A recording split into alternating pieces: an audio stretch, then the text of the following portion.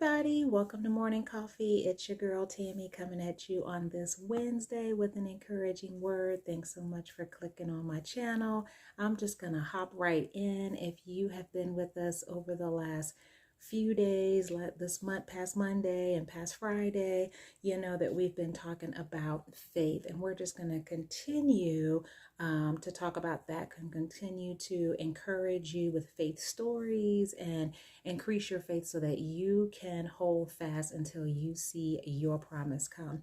Now, today we're going to look at a couple of different scriptures.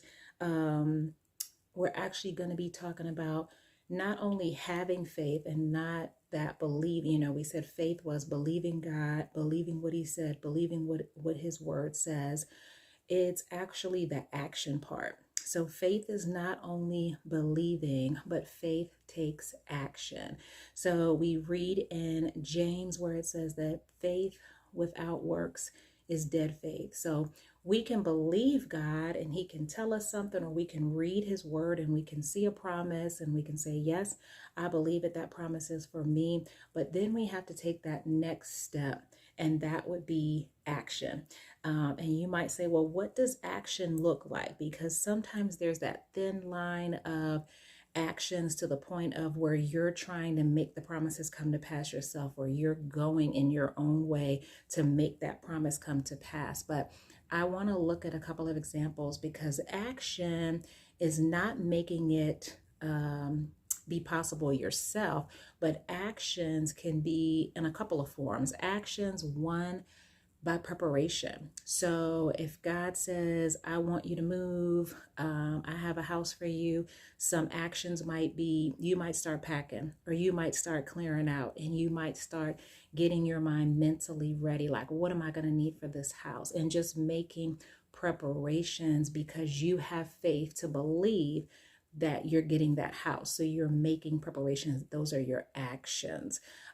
If you're believing for healing in your body, you might begin to do exercise, or you may begin to drink more water, or you may be doing things that will prepare you for that manifestation of what you are believing for. So we want to look at the story of Jesus healing the paralyzed man, and that's in Luke 5, starting at verse 17. It says, one day Jesus was teaching, and Pharisees and teachers of the law were sitting there. They had come from every village of Galilee and from Judea and Jerusalem. And the power of the Lord was with Jesus to heal the sick. Some men, carrying a paralyzed man on a mat, tried to take him into the house to lay him before Jesus.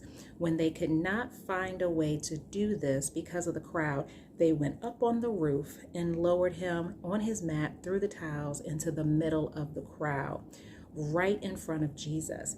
This is the important verse, verse 20. It says, when Jesus saw their faith, he said, friend, your sins are forgiven. So I want you to know that not only is your faith important, but the faith of those around you are important. Not only did this man believe that he could be healed by Jesus, but his friends believed that as well. So much so that when they couldn't get in, they put that faith in action, and they said, okay, we know that we got to get to Jesus, because we know when we get to him, we're going to be healed, or our friend is going to be healed. And so what do? They come together, they go to the roof, they knock a hole in and lower him down. And Jesus sees their faith. He sees the action along with their belief to know that as long as they got their friend at the feet of Jesus, he was going to be healed. And sure enough, it says when Jesus saw their faith, he said, friend, your sins are forgiven.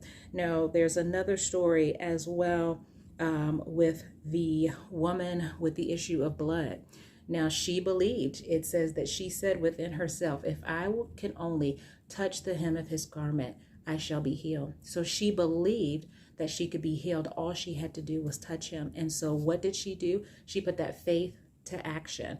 Now, in that day, if you had any kind of bleeding issue or discharge issue, you would be considered unclean, and it wouldn't even be allowed for you to be in the crowd. You couldn't go to church. You couldn't be out in public. If somebody saw you come in, they were supposed to cry out, unclean, unclean, so that nobody would touch you.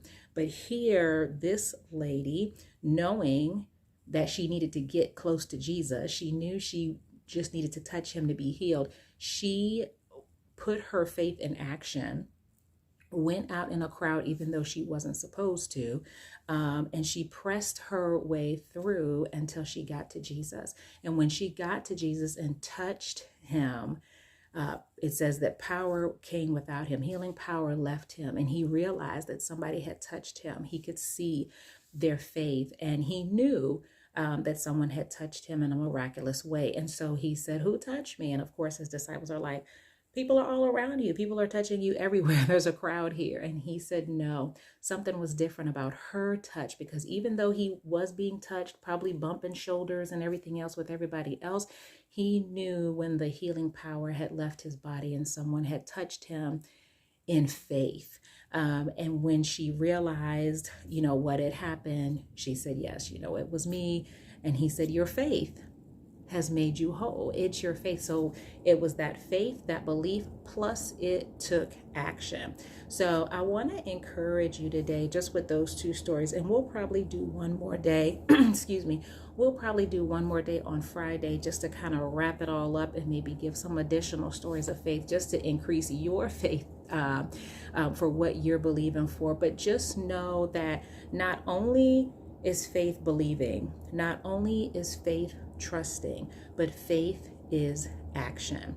You have to take action. Now, those action steps may be in obedience. So if God gives you instructions, you have the faith, and when you obey the instructions, those are your actions. Or like I said, if you're believing for a house, your actions may be to start packing or to start clearing out things and saying, okay, well, this can't go in my new house. So I'm going to start clearing out, and I'm going to start preparing for the place that I am believing God to take me. So I just want to encourage you with that today. Take that with you. I hope that encourages your faith. Please leave any comments or questions you have below. I hope everybody has a wonderful Valentine's Day. Know that you are loved by God. Be blessed, and we'll talk on Friday.